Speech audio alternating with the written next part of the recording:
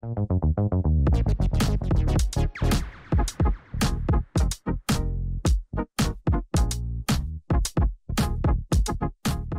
안녕하세요 여러분들. 오늘 2월 1일 드디어 이제 24년도도 2월이 시작이 됐어요. 오늘 2월 1일에 부동산 뉴스 또 하나씩 한번 살펴볼게요. 자, 첫 번째 뉴스예요. 같은 서울인데도 쳐다도 안 봐와 미친 경쟁률, 공공청약 양극화 왜? 이라고 나와 있어요. 지금 보면은 부동산 시장 정체가 계속되면서 민간 청약에서 발생했던 양극화 현상이 공공청약에서도 이어졌다 라고 되어 있죠. 이게 솔직히 얘기하면 이런 거죠. 원래 이제 부동산에 관심이 없었던 젊은 세대들도 이제 관심을 갖다 보니까 공공청약 들어오더라도 입지나 이런 실효성들, 투자 가치들을 계속 보게 되는 거예요. 그러니까 공공청약인데도 이제 그 지역의 입지, 투자 가치 이런 것들을 같이 보는 거죠. 자, 그래서 공공청약, 청약 경쟁률 비교 나왔는데요. 지금 보면 높은 데들은 50, 60, 30 이렇게 나오는데 안 나온 데는 3, 7, 6 이렇게 나오고 있죠. 자, 근데 이거 우리가 위치를 한번 좀 볼게요. 위례 어디예요? 여러분들 위례는 서쪽, 잠실 쪽 근처잖아요. 그렇죠? 공릉, 노원 근처, 서울이죠. 잘 나왔어요. 대방 서울이고. 근데 남양주, 왕숙은 어때요? 약간 하남, 남양주 위쪽이죠. 그렇죠? 조금 멀어지고 있죠. 그러니까 위치가 좋진 않죠. 수원, 당수 이거는 경기 남부권 수원인데도 잘 안 나왔어요. 잘 안 나온 이유가 보시면은 여기가 지금 수원 당수 지역인데요. 수원 당수 지역을 확인을 해 보시면은 약간 서수원 근처예요. 근데 이제 수원 당수 지구의 문제가 뭐냐면은, 이 지역의 문제가 뭐냐면은, 자, 지금 보시면은 이제 성균관대, 그 다음에 수원 밑에 수원역 나와 있죠? 여기가 화서역이 있고, 여기 있죠? 근데 이 수원의 문제가, 당수 지구가 잘 안 나온 것 중에 가장 큰 문제가 뭐냐면은, 살짝 밑으로 내려볼게요. 지금 수원역을 살짝 지도만 내려보면은 여기 수원역하고 세류역 이 부분에 지금 이게 논으로 표시되어 있는 거, 지금 네이버 지도인데 논으로 표시되어 있는 부분들 보이시죠? 이게 뭐냐면요, 공군기지예요. 여기서 제트기가 날아다녀요. 근데 이 제트기가 밑에서, 즉 밑에 병점 쪽에서 착륙을 하고 그 다음에 수원 쪽으로 이륙을 해요. 자, 우리가 자동차 운전할 때도 그러잖아. 브레이크 밟을 때 소리가 줄어요. 근데 엑셀 밟을 때 소리가 커지죠. 그러니까 이 수원역 뒤편 여기는 제트기가 이륙하면서 나오는 소음이 생각보다 큰 지역이에요. 생각보다 큰 지역이다 보니까 여기는 고도 제한도 걸리고 개발이 좀 더디는 구역들, 얘만 없어지면은, 얘만 이동을 하면 참 좋은데 그렇지 않기 때문에 여기도 약간 소음이 발생할 수 있는 지역들, 그러다 보니까 사람들이 좀 기피하는 지역들. 근데 그렇게 많이 나는 건 아니에요.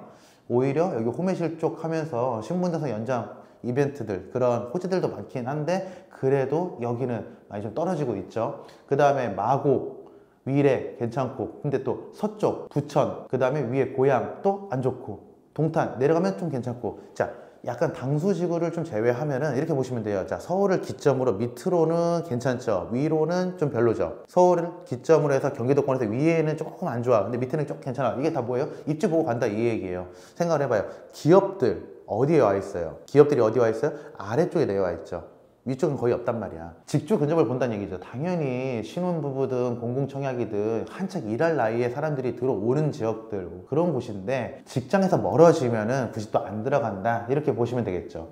근데 또 문제가 되는 게, 신혼부부가 10억이 어디 있나요? 금수저만 떼부자 만드는 신혼특공, 이번에 이제 로또 아파트, 강남 메이플 자이 로또 아파트로 관심 쏠렸다라고 했는데 현금이 10억 이상 있어야지 들어갈 수 있는 그런 현장이 나와버린 거죠. 정책은 정책인데 입지를 또 따라가다 보니까 이런 식으로 정책이 나와도 그림의 떡인 곳들이 생겨나게 있는 거죠. 이게 점점 심해지게 되면 어떻게 되겠어요? 양극화가 생길 수밖에 없죠. 그렇죠? 그리고 당첨돼도 집값 비싸, 어차피 입주 못해, 청약통장 깨는 2030들, 계속 지금 매 영상마다 나오고 있는 얘기가 뭐냐면요, 건설값, 그 다음에 건축비, 그 다음에 토지대 계속 올라가다 보니까 분양가들이 계속 올라가고 있는 상태예요. 분양가가 올라가니까 어때요? 청약통장으로 분양을 받더라도 예전과 같은 차익 실현, 수익 실현을 못한다. 그러니까 어때요? 청약통장을 깨고 있죠. 지금 이런 상황인데 이게 의미가 있나 싶은 거지, 사람들이, 젊은 사람들이. 그럼 이 사람들은 어디로 갈까요? 당연히 구축, 입지 좋은 구축으로 몰리겠죠. 자,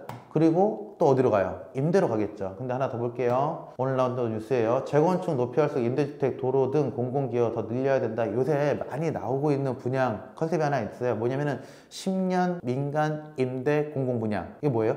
내가 지금 들어가는데 전세로 들어가. 전세로 들어가서 10년 동안 전세를 살아. 근데 전세 살면서 또 전세도 줄 수 있고, 그리고 10년 후에는 그 집을 내가 가져갈 수도 있고, 아니면 팔 수도 있고, 대신에 지금 분양가를 10년 후 확정 분양가로 가겠다, 이렇게 이제 컨셉이 잡혀 있어요. 자, 이렇게 건설사들이 지금 붙어 있는 이유는, 여기 좋은 점들이 뭐냐면 임대에 관련된 혜택들을 좀 받을 수가 있거든요. 근데 이 임대에 관련된 임대 건물을 짓는 거에 대한 혜택들이 뭐가 있냐면요, 자, 우리 아파트랑 빌라랑 비교할 때 어떻게 비교하면 되냐면은, 단지가 좀 있어 보여. 근데 이거 아파트야? 근데 아파트 아니래. 단지인데? 왜? 뭘 보면 되냐면 놀이터 같은 거 보면 돼요. 아파트 단지는 놀이터가 딱 들어가 있어요. 왜?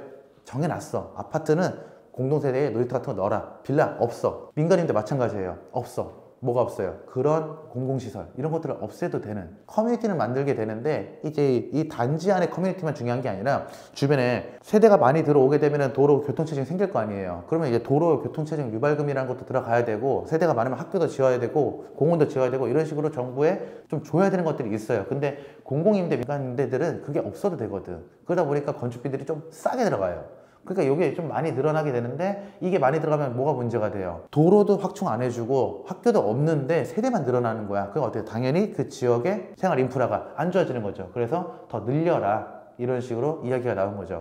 근데 이게 더 늘어나게 되면은 10년 민간임대의 메리트는 또 떨어지겠죠. 지금 보기에는 정책상으로 봤을 때 좀 도전해 볼 만한 것 중에 하나가 이 10년 민간임대. 왜냐면은 정부에 들어가는 것들, 그 다음에 지역에 들어가는 것들이 좀 빠져 있어요. 그러다 보니까 좀 상대적으로 좀 낮게 시작을 할 수가 있어. 그리고 전세기 때문에, 우리 보통 집 살 때는 주택담보대출 60% 나오죠. 전세대출은 80%예요. 얘네는 전세대출을 받더라고요. 그래서 80%까지 땡길 수가 있는 거고. 그래서 요새 이런 것들 좀 임대주택, 10년 민간임대 이런 것들 포함해서 많이 나오고, 그 다음에 노후화도시 개발을 한다라고 해서 노후화도시 1기 신도시 등 같은 노후화도시들의 지금 개발 이슈들이 또 생겨나고 있고요. 그러면은 어떻게 흘러가겠어요? 이런 식으로 청약이 별로인데 1기 신도시들을 좀 키워주고 노후화 도시들 개발을 시켜준다라고 하면은 기존에 입지 좋았던 지역들이 조금 더 이슈가 되겠죠. 신혼부부들 그리고 청년들이 청약 통장 깨고 기존의 구축들을 보게 되겠죠. 그럼 어디를 볼까요? 마찬가지죠. 기준으로 봤을 때 서울 남부권으로 내려가게 되겠죠. 서울 남부권으로 내려가게 되고, 여기 동탄까지 좀 내려가고 있는데, 제가 설명해 드리는 건 항상 하는 얘기 있잖아요. 여러분들이 지도에서 이렇게 지도를 크게 확대를 시켜 놓고, 지금 여기가 서울이잖아요, 그쵸? 여기 서울을 기점으로 해서 1기 신도시들, 일산, 부천, 평촌, 삼본, 이렇게 1기 신도시들을 쭉 그려봐요.